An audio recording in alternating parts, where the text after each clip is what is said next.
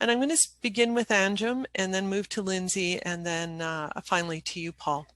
So I'm going to start with Anjum. I'll just do a really brief introduction, Anjum, and then you can situate yourself, if you will, where you are and in your role. So Anjum is the Director of Public Policy and Strategic Communications at the YWCA.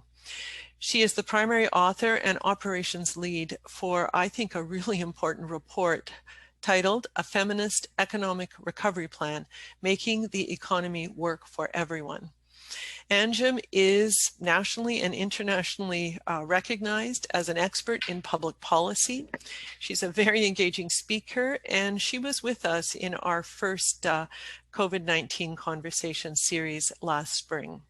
So Anjum, if you can sort of open our conversation and panel for us, how has the current COVID crisis or COVID-19 pandemic shone a light on policy issues from your perspective, and how do you think we can move forward into those policy windows that are open and available to us? So over to you, Anjum.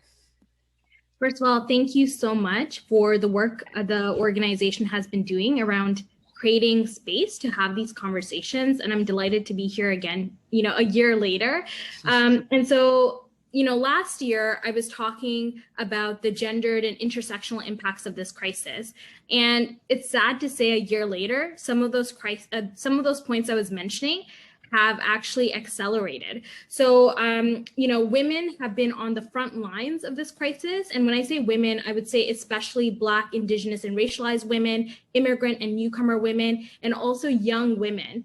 And unfortunately, despite being on the front lines of this crisis, they have also been sidelined. So they have experienced the brunt of the economic losses. So a report that came out by RBC Economics about a year ago, but they also just published another report last week, showed that, again, women have suffered the most in terms of economic losses. And I will say, again, it's been Black, Indigenous, racialized women, newcomer women or immigrant women as well, and also young women.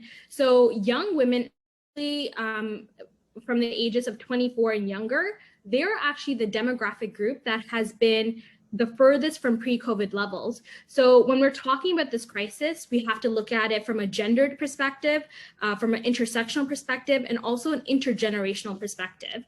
And so we're seeing the economic losses, but we're also seeing unpaid care work has actually increased during this time. So we're seeing this triple burden that many women, especially women with young children, are facing, where they are having to work, whether within the home through remote work or outside of the home through essential occupations.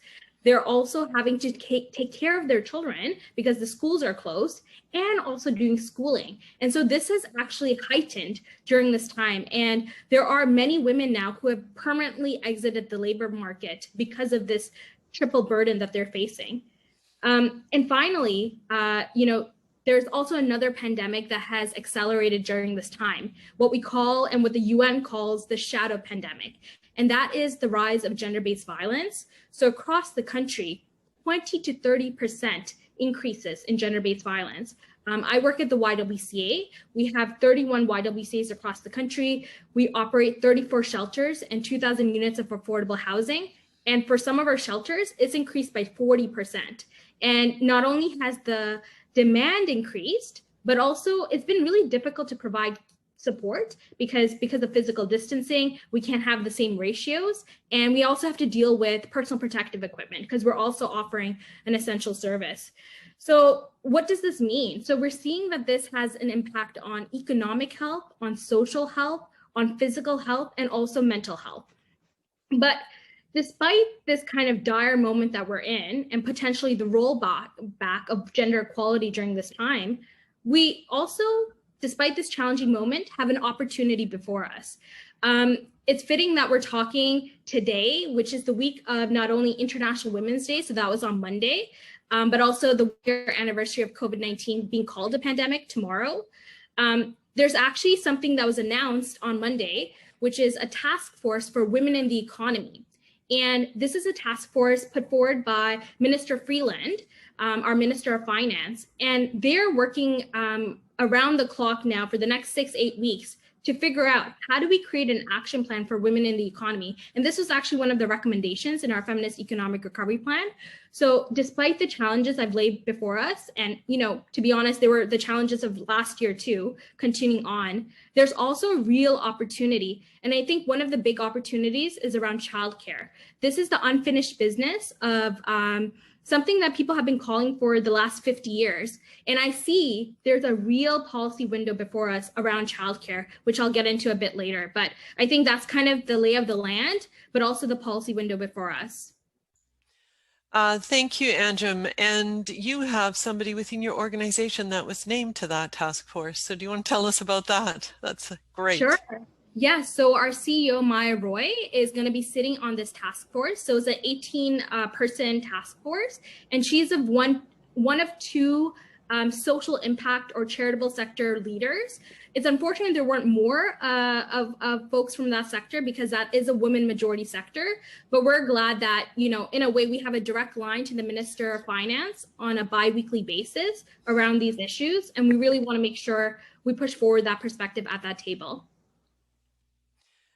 Thanks, Anjum. And one of our good colleagues, and actually the co-chair of the National Collaborating Center for Determinants of Health Advisory Board, Dr. Gaynor Watson-Creed from Nova Scotia, was also named to that task force. So there's two connections for us to use. Thank you, Anjum, for your good words there. Lindsay, I'm going to turn it over to you. And Dr. Lindsay Mclaren is a professor in the Department of Community Health Science and the O'Brien Institute for Public Health at the University of Calgary. That's one of my alma mater. I'm a graduate of the University of Calgary. She's a senior editor at the Canadian Journal of Public Health, so has a voice through that, and a co-editor of Critical Public Health, again, an excellent journal.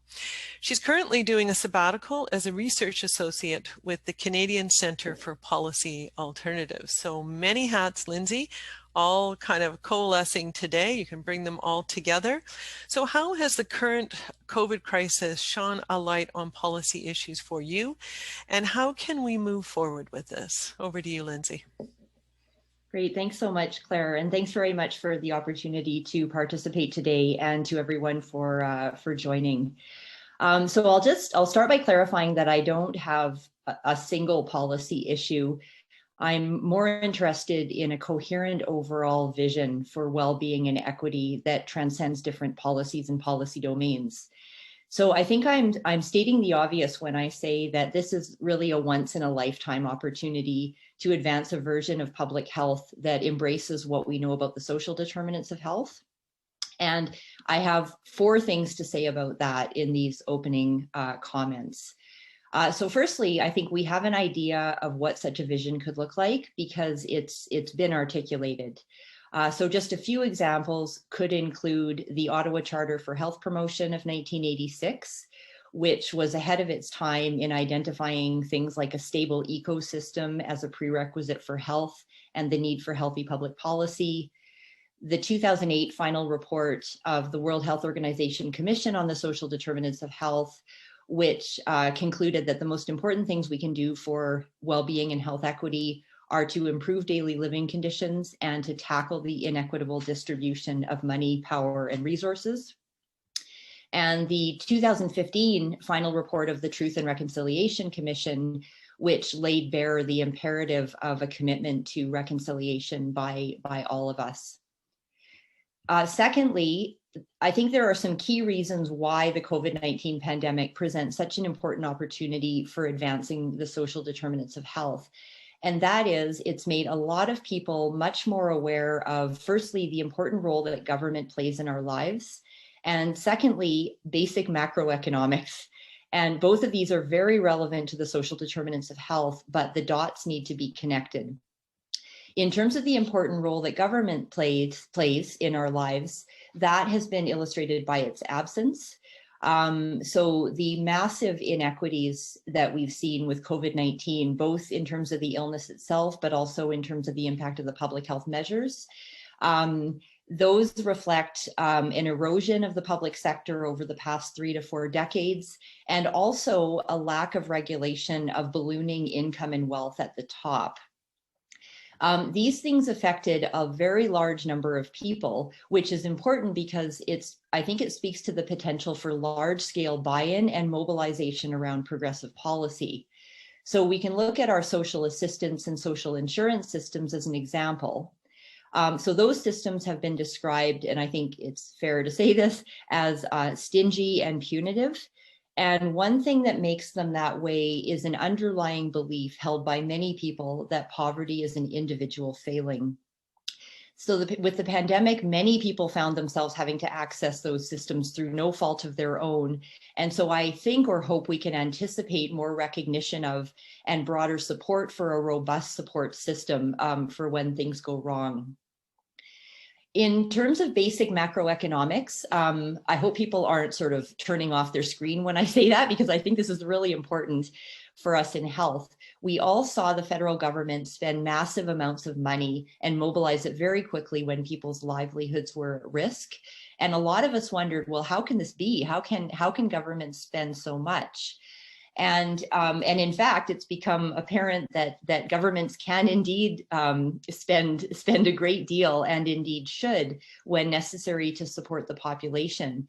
So some very dominant and entrenched narratives, for example, that government deficit is a horrible monster that should be avoided at all costs. There's actually an opening for a counter narrative to that around government spending and borrowing in a place like Canada with its own currency and its own central bank. So there's an opportunity for public health communities to contribute to this narrative in the interest of advancing the social determinants of health. Third, I think this is an important opportunity for public health specifically because, in my opinion, public health needs a vision. Public health is not well understood, and it's routinely conflated with publicly funded healthcare, which dilutes the unique elements of public health that are different from the rest of healthcare. Even in the pandemic, where public health has been in the spotlight, it's been a very narrow version of public health that's been perpetuated, essentially communicable disease control led by the healthcare system. And so we talk a lot in public health about the social determinants of health, but we don't, on the whole, do a very good job of walking the talk. And then fourth and finally, in my capacity as a researcher in public health, I've had the pleasure and privilege of working with great colleagues in other disciplines, including political science. And of course, the concept of a policy window, which is today's focus, is grounded in political science. So I'll just draw on one theory of policy windows from American political scientist John Kingdon. So Kingdon describes the opening of a policy window as occurring when three streams converge. So firstly, there's the problem stream. So this refers to which issues or problems policymakers are paying attention to. So we've got that one. Everybody's paying attention to COVID-19. Secondly, the policy stream. So this is the set of viable solutions to the problem. And then thirdly is the politics stream, which includes various factors like the public mood, socio-political factors, economic circumstances. So just in the spirit of today's focus on policy windows, the pandemic alone, although it's a very important prompt and opportunity, does not in itself constitute a policy window. We need to try to bring these streams together, which can involve helping to define the problem so that equity is very explicit, articulating what we see as a set of solutions, and trying to mobilize this new awareness. Thank you. Thank you, Lindsay. That was a really comprehensive answer done really succinctly. So thank you. There's an awful lot in what you said in those few minutes. And thinking from that word partnership, you know, political scientists would make, and that body of knowledge is one that we do need to be thinking about and tapping into for sure. So Paul, I'm going to ask you now, and I'll say that Paul is a strategist and an urban planner and the interim executive director at the Black Health Alliance. He spent the last decade designing interventions focused on health and well-being, community violence, mental health and addictions, and the social service sector as it relates to improving outcomes for Black children, youth, and families. His work is currently focused on social planning, health equity, and addressing the causes of neighborhood distress and inequality. So Paul, welcome to our panel, and we're really looking forward to your comments from your perspective. Thanks, Paul. Thank you again, and good afternoon. I'm based here in Toronto on the traditional territories of the Anishinaabe, Chippewa, the Mississaugas of the New Credit, and the Haudenosaunee Confederacy. I think it's important to acknowledge that and also say that a lot of the work that we do at the Black Health Alliance is building on the shoulders of generations of Black Canadians who've contributed in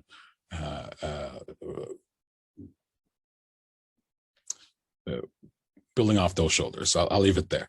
I think in answer to the question, both Anjum's and Lindsay's comments are throwing me a bit off script.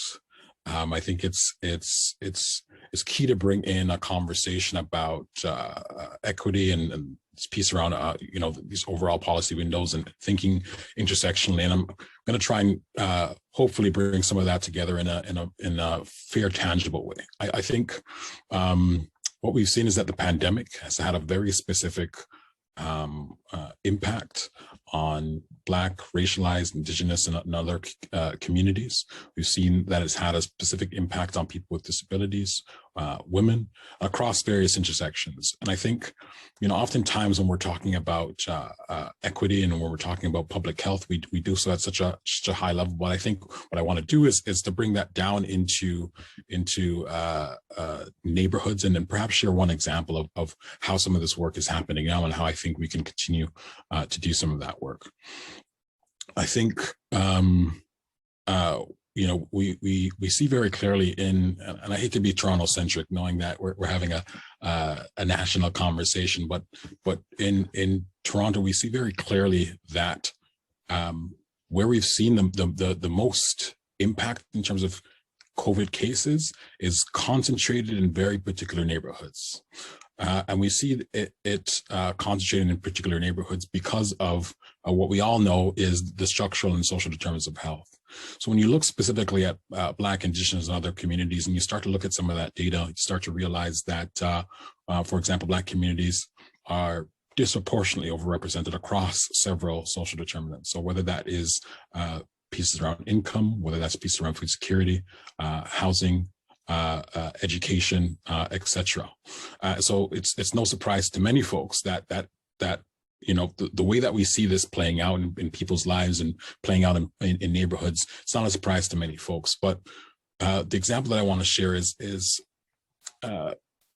early on in the pandemic, there were a lot of community-based organizations, academics, and other folks that came together. Those folks leveraging off some of the work of Sani Dubé, who was who's now at UHN, but she wrote a piece around the necessity to collect disaggregated race-based data. And collectively we worked to advance that. We were successful in doing that and convincing, I think, to varying levels of success, folks in the public health space to take that data with some robust analysis, working with communities, and then pair that with an action plan or action plans that could help us respond better. I think what that example shows, actually, I think there's also a piece of that too, is that we're having a conversation about equity in COVID, but I think I would be remiss if we didn't, call in the impact of the murder of George Floyd and what that had in terms of the specific ability for in a certain way for public health and greater systems to respond specifically to those specific needs. So I'm saying we've been able to get systems in this new context to really think carefully around how communities are being affected, where they're being affected, and what are some of those underlying things. We've been able to get public health and broader systems to pay specific attention to Black and Indigenous communities in ways that we hadn't before. And I think the reason why we've seen a lot of that success is because of the pairing of those community voices, along with folks in public health, along with academics and other folks. I think As it relates to the specific policy window, for me, I don't have a prescriptive list, but I think what I've personally seen in my experience is this opportunity for the silos and the divisions that we've traditionally, I think, encouraged and created to almost seemingly fall away, and for us to take real action in a very short period of time to drive some equitable results. So for me, I think, to Lindsay's and Anjum's point, when we look at the structural determinants of health and how it affects folks, across the board, and again, really in a for me, it's based in neighborhoods, it's based in communities, it's based in real people's lives. I think the policy window that we have is to actually take real action on those structural and social determinants of health as it relates to the COVID-19 pandemic, but as well as it relates to just the broader burden, I think, that we know these communities tend to face. I'll leave it there. Thank you, Paul. That was very, very well said, and you gave us some really, I think, concrete things to think about in terms of what we can do on the way forward.